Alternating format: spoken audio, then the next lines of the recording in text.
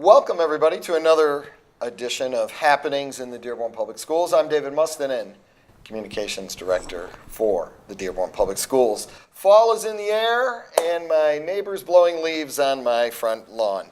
But today, we are not going to be talking about that as much as it does annoy me. Today, we're going to be talking about PLCs, and that does not stand for Please Let's Have Leaf Collection.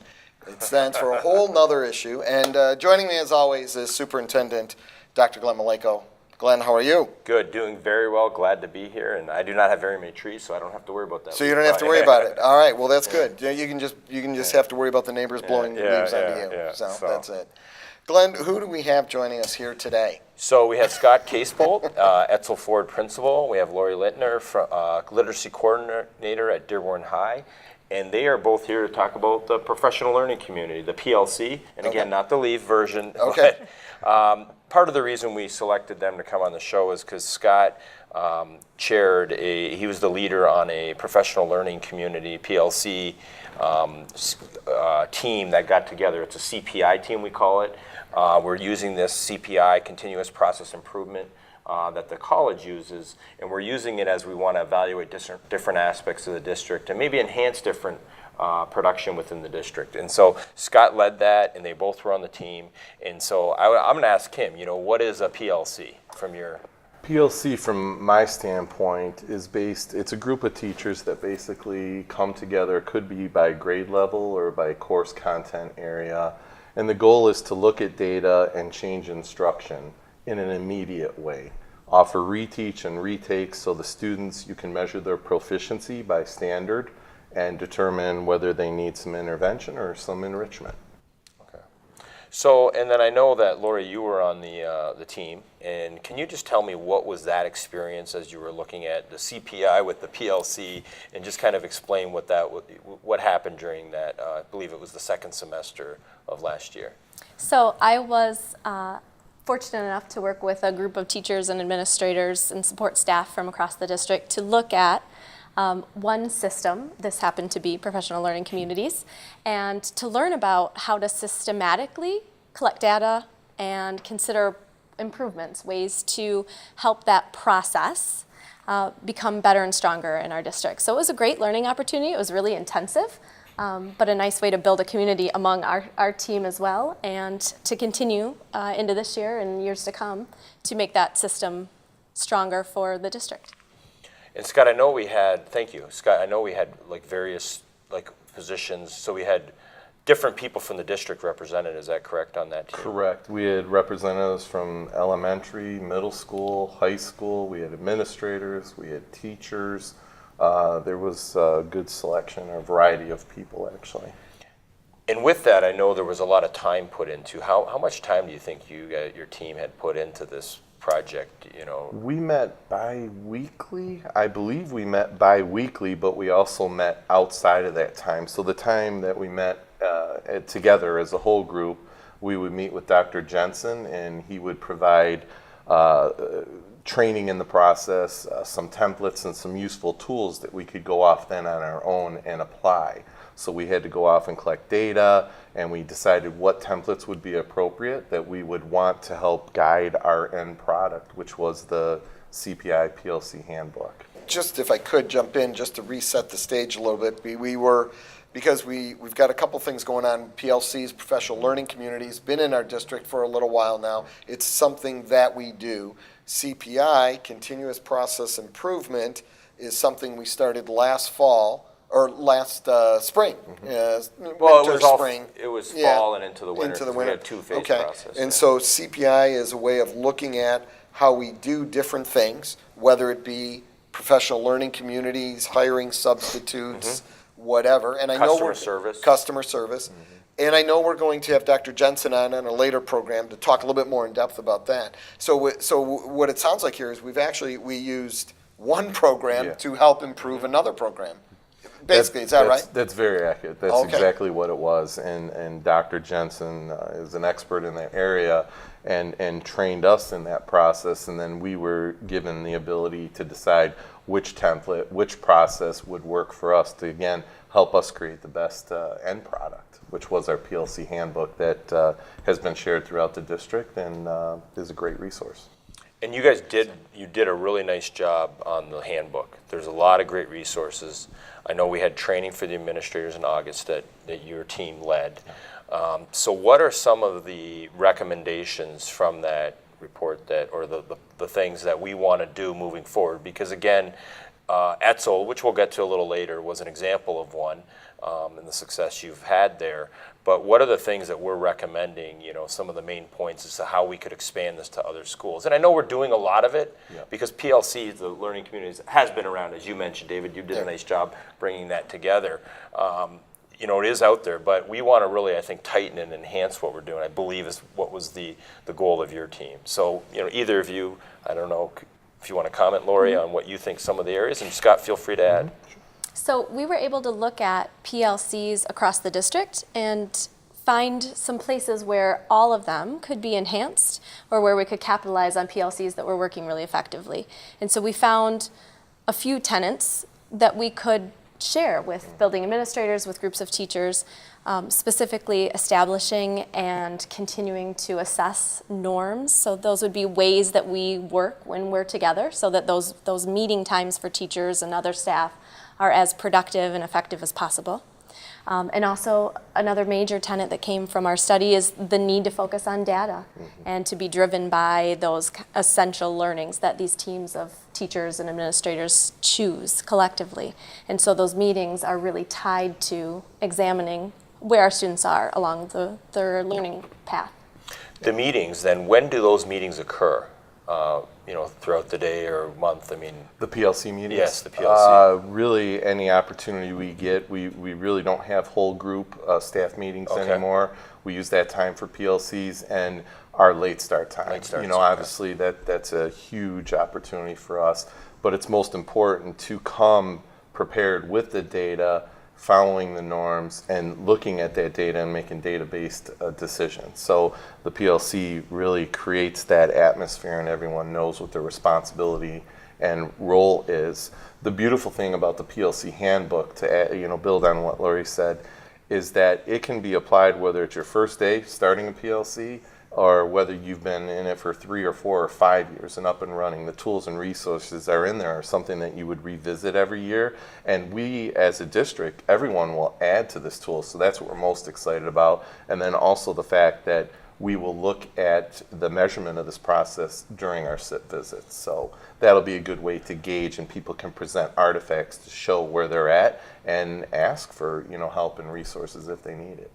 You mentioned the late start, so just so the parents that may be watching know. So the late start, when they're coming in, that's when the staff is really getting together and doing things to benefit the students. And I'm hearing that's PLC time, right? Definitely. That is, the teachers are excited for that PLC time. They're thankful for that PLC time. And I know that you have walked in on those times and you see the production of what they get done in just that hour. But it's because of the framework of the PLC and understanding what the focus is going to be. Many of us use electronic agendas, so everybody knows what to bring. They come prepared and they look at the data and they talk about instruction, which is, you can't spend that time any better. If I can add in then too, your experience at Edsel. So when you talk about it, you also had, Edsel was a priority school. Congratulations, by the way. No longer a priority school. Never get tired of hearing that. The state is actually kind of recognizing Edsel as potentially a model. Now we're also cautioning how we look at the data, but that's something to be very proud of. So I know that within, the success at Edsel, part of that was that extra time, was the late start, but it was extra time that you had at the end of the day. Correct. That we actually paid for staff to come, and I know it's something we would like to expand if we can. In the future. But how that PLC time, how much and how important was that to actually getting the success at Edsel? It was critical. We had an extra hour every Wednesday for about 1.5 years where the staff had the opportunity. And when you're beginning a PLC, a true PLC, functioning as a PLC, that time is critical because you need to create those norms. You need to look at your standards. You need to create your formative and your common assessments used to measure the proficiency for the students. and then also talk about what you're going to offer as far as interventions when the kids aren't mastering those standards, but also what you're going to do to enrich the learning for students who did master them. So in those meetings, really, you're having conversations about students and where they're at Absolutely. to help students, basically, so that it helps them accelerate their achievement and do well, both academically and socially, I would imagine, too. 100%. And the teachers actually bring the class list, and they may look at it by class, they may look at it by hour, by student, by grade, by content area, but you'll see the students' names on there by learning target. And if we taught the same Algebra 2 class, you would have your class list in mind, and we'd look at the standards where maybe my class did a little bit better, and we'd talk about what I did and how you might change instruction, and vice versa. If there's an area where my students were weak, I would ask you, what did you do different? And I would try that out with my kids as well. So one thing more on Edsel Ford, September 1st came along. We had met with the school reform officer and thought that, the rules of the state where you would have to be on this list for 4 years. You and I get an email that morning that Edsel's coming off the list. No one else in the district knew, other than I did call the board right after that, and the board president, they knew right away. And again, the board was very supportive of the model. I also have to just mention that the success was also a tribute to the parents, the community, the students as well at your school. No doubt. So this day, then all of a sudden, I'm presenting before all the secondary teachers at noon. Yeah. I was driving from the elementary presentation to the secondary. You and I got together and we said, we're going to have you come up. Yeah. And how did it feel for you when that slide, it actually jumped in a little early, We and couldn't the have planned entire auditorium stood up, not just Edsel. Yeah. But there was literally the entire staff of secondary in the district stood up and applauded. Yeah. And I even saw some tears. Yeah. How did that make you feel? And I'll never forget it. When you talk about it now, I still get chills. It was Edsel's 60th birthday, actually. Edsel Ford's 60th birthday that day, and I said that, and I couldn't imagine a better birthday present or show of respect for it. To have it unveiled the way it did, that certainly wasn't planned. I knew the slide was coming, like at 38 or 39, and it ended up popping up right after the video. And I remember just sitting there, and I heard the gasp, and as people processed what they read on the slide, and then everyone started cheering, and that's when I came up and thanked everyone. Everybody, every stakeholder at Edsel had a stake in that, and I'll never forget that day. I don't think a lot of people will. So yeah, congratulations. absolutely, I appreciate it. My pleasure.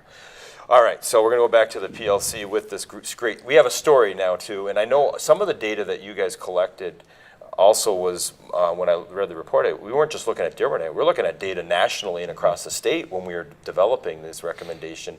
What do you think, Laurie, are some next steps as we looked at this whole thing that we need to do, within the district? As we say, we can spend money too, but we also want to enhance our current time. We have current time. I know that's one aspect, the late starts, but what are some things, and Scott, you can join in, jump in too if you need, but I'll start with Laurie since I was centered on Scott for a while there. And I'm thinking a little today. David's That's team good. here, That's good. but hey, we're a team. I'm just sitting back having a cup of coffee. I should have taking a break. No, we're good. We're good. Go. So one of the recommendations that came out of looking at all of the PLCs across the district and really what's happening nationally was to be really creative with time. And so we gave administrators within our PLC handbook a variety of ideas about ways to flex time, ways to have teachers support one another, to create opportunities for groups of teachers to meet during the school day, after the school day, digitally. So that was one of the big recommendations that came from it. And also a need to be self-assessing of where PLCs are, where we are as buildings with PLCs, so we can continually support one another. So we provided some tools, some surveys, some rubrics to help groups of teachers move not only their practice with their students, but also their work as professional learning communities themselves. We had to be conscious of every school that could be, a little bit behind or further ahead based on many factors, huge changeover in staff or an administrative changeover, whatever the reason may be. You can look at those templates and kind of gauge where you're at today, and then the rest of the year or the rest of the next couple of years can be mapped out for you. It's not an overnight thing. Like I said, it took us 1.5 years of some extremely hard work to get to that point. But it's the only way I knew to improve classroom instruction, and it worked, and it's a tribute to our staff and Absolutely. everyone at Teachers, Edsel Ford, the staff, teachers. all the staff. We know DuFour works. There's no arguing that. But to have a staff do that work and accomplish what they accomplished, and we're not done yet. So there's a lot of work left to be done, but they did the work, and that's the secret. Your staff as well, because actually David and I happened to be there, a state level, local conference, time when they're off in the summer, just to show the dedication. We were at a conference and you had, I don't know, 18 to 20 staff Actually, members. 30. 30. And I remember Yeah. It was DuFour's conference that we were all at. And David, we brought you to, so Yeah. you have a better understanding of what PLC. it's all about, what PLC is all about. Yeah. And I remember that. And I just thought, the dedication that not only were you going during the day, but then you were meeting in the evening and talking about PLCs and planning for the school year in August when it was time when the staff was off. So it's really showed the dedication of your staff. And so it was really happy for me to see,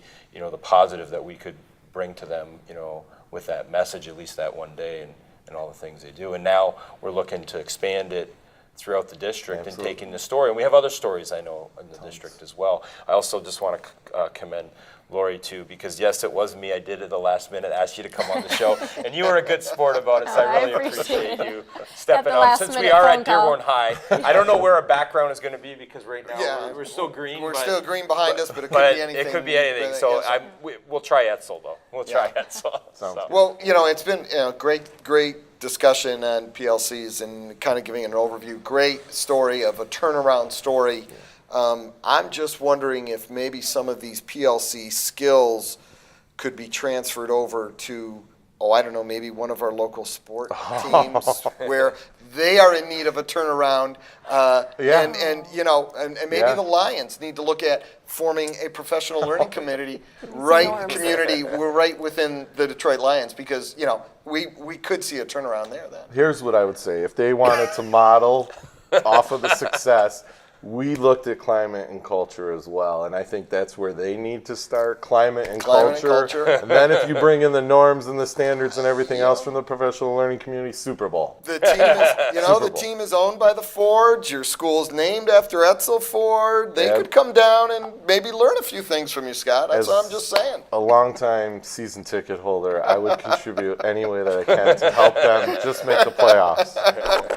Well, I didn't want to leave on a bad note, so maybe we should have talked about Grand Valley football or Adrian football instead. That would have been a lot better. Next time. That means you're back on the show, and I one more thing before we leave. Sure. Edsel. It's your show. I have to. Al is going to be, just tell Al, I said thank you. I will see him at Edsel, and I will make sure I get several selfies the next time I'm in the building. I think we're at 6 so far. Okay. So I'll let him know. He's got the record so far. Great. Scott, Laurie, thanks. As always, Glenn, pleasure to be with you on the show. Thank you. And so we're taking our time to jump in and get the school year, and we're well into it, and a lot of great things going on. A great story at Edsel Ford, great stories across the district. We've talked about our 21st Century Learning Program this year. We've talked about co-teaching this year on this program. We've also talked about being safe on the internet this year. So that's just a touch of some of the topics that we talk about here on Happenings in the Dearborn Public Schools. We have many more to come throughout the year. And we hope that you'll be checking us out on YouTube, on our district's cable channel, on our blogs as well. We can be found all over the internet where it's viral. It's everywhere. It's like a disease and a sickness. Anyway, thanks again for being part of the program and taking a few moments to watch what's happening in the Dearborn Public Schools.